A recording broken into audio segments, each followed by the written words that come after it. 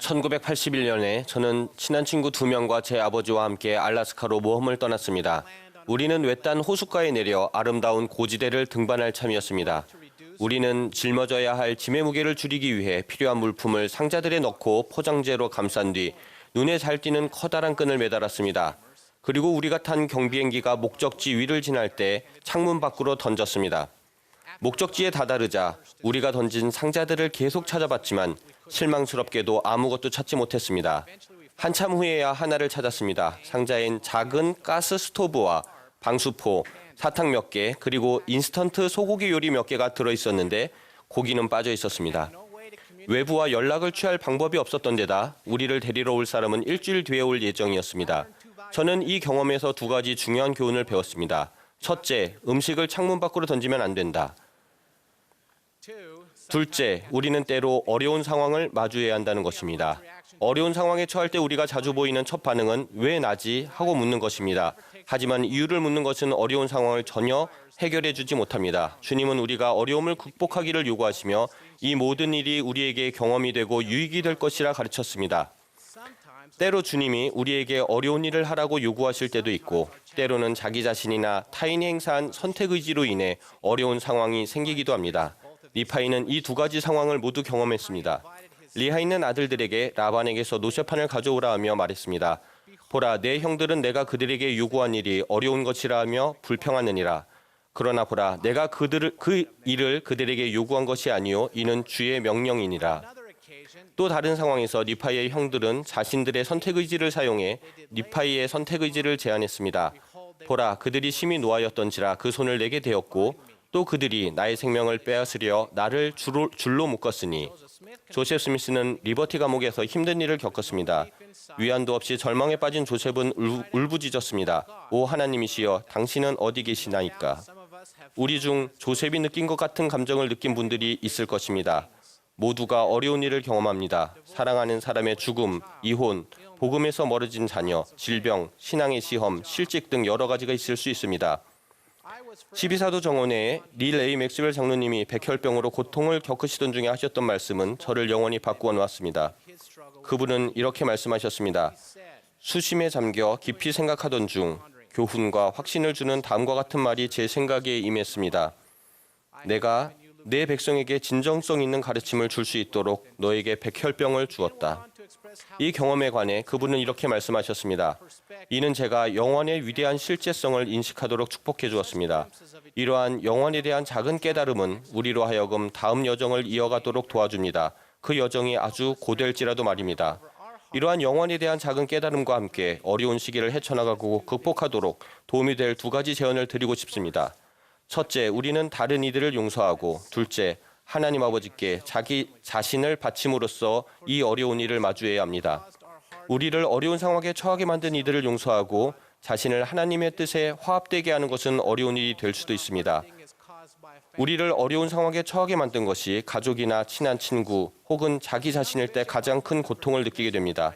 젊은 감독 시절 저는 스테이크 회장님이시던 브루스 M. 쿡 회장님이 나눠주신 다음 이야기를 듣고 용서에 대해서 배웠습니다.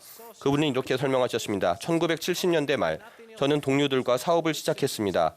불법적인 일은 하지 않았지만 몇 가지 어리석은 결정에 어려운 경제 상황이 겹치며 사업은 실패하였습니다. 일부 투자자들은 손실을 만회하기 위해 우리를 고소했습니다. 상대 측 변호사는 공교롭게도 우리 가족이 다니는 와드의 감독단의 일원이었습니다. 저를 파멸시키려는 사람을 지지하는 것은 정말 어려운 일이었습니다.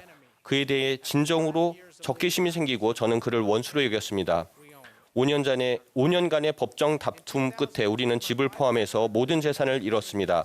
2002년 저는 스테이크 회장단 보좌로 봉사하고 있었는데 스테이크 회장단이 재조직된다는 소식을 들었습니다. 해임되긴 전 아내와 저는 짧은 휴가를 떠났고 그때 아내는 만약 제가 새로운 스테이크 회장이 된다면 누구를 보좌로 선택하겠냐고 물었습니다. 별로 말하고 싶진 않았지만 아내는 끈질겼습니다. 마침내 이름 하나가 마음에 떠올랐습니다. 그런데 그때 제 아내는 20년 전 우리가 겪었던 고난의 핵심이라 여겼던 그 변호사의 이름을 언급했습니다. 그녀가 말할 때 성씨는 보좌 중에 한 명이 그가 되어야 한다는 것을 확인시켜 주었습니다. 제가 그 사람을 용서할 수 있었을까요? 데이비드 E. 소렌슨 장로님이 제게 스테이크 회장의 부름을 주시던 날 그분은 1시간을 주시며 보좌를 선택하라고 하셨습니다. 눈물을 흘리며 저는 주님께서 이미 계시를 통해 알려주셨음을 밝혔습니다. 원수로 여겼던 그 사람의 이름을 말하자 제가 품고 있던 분노와 적개심과 미움이 사라졌습니다. 그 순간 저는 그리스도의 속죄를 통한 용서가 가져오는 평화에 대해서 배웠습니다. 다시 말해 제 스테이크 회장님은 고대 니파이가 그랬듯 흔쾌히 용서하였던 것입니다. 저는 쿡 회장님과 두 보자들이 서로 사랑하는 의로운 신권 지도자들이었음을 알 수 있었고 저는 그분들처럼 되기로 결심했습니다.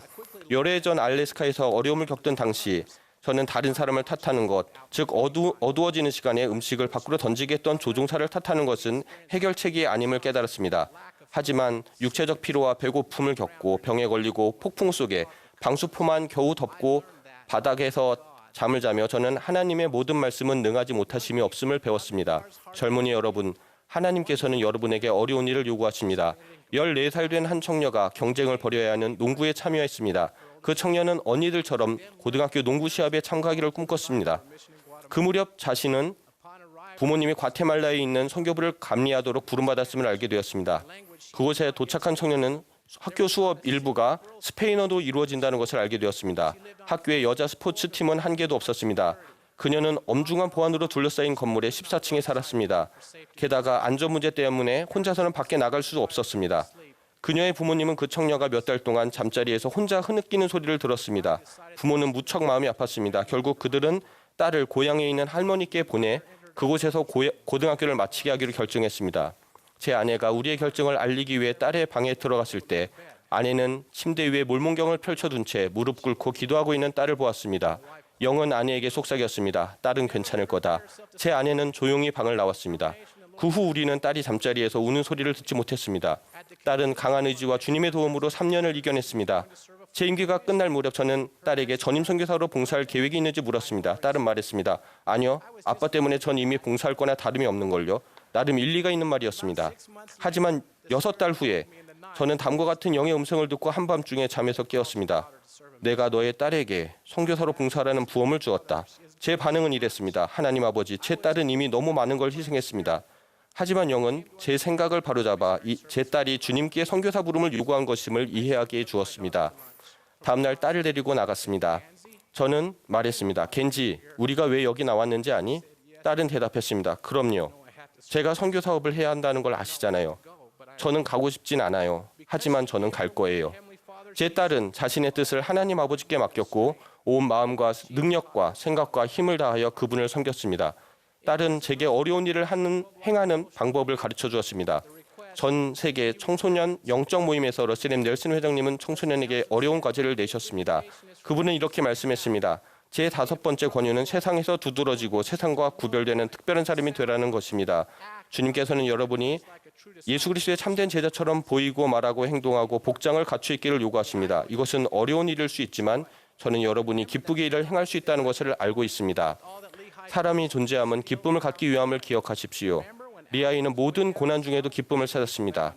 엘마가 엠모나이아 백성으로 인해 슬픔에 눌렸던 것을 기억하십니까? 천사는 말했습니다. 엘마야, 내가 복이 있도다. 그러므로 내 머리를 들고 기뻐하라. 이는 내가 그의 계명을 충실히 지켰음이라. 엘마는 우리가 계명을 지킨다면 언제든지 기뻐할 수 있다는 위대한 진리를 배웠습니다. 모로나이 장군 시대의 전쟁과 고난 가운데서도 니파의 백성에게 있어선 더 행복한 때가 없었음을 기억하십시오. 어려움에 직면할 때라도 우리는 기쁨을 찾을 수 있으며 또 찾아야만 합니다. 구주께서도 어려움을 겪으셨습니다.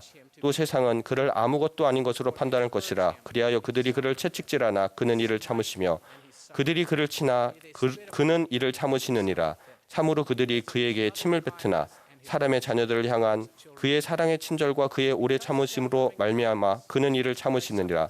바로 이 사랑 가득한 친절 때문에 예수 그리스도는 속죄의 고통을 겪으셨습니다. 그 결과 그분은 우리 각자에게 이렇게 말씀하십니다. 세상에서는 너희가 환난을 당하나 담대하라. 내가 세상을 이겼도다.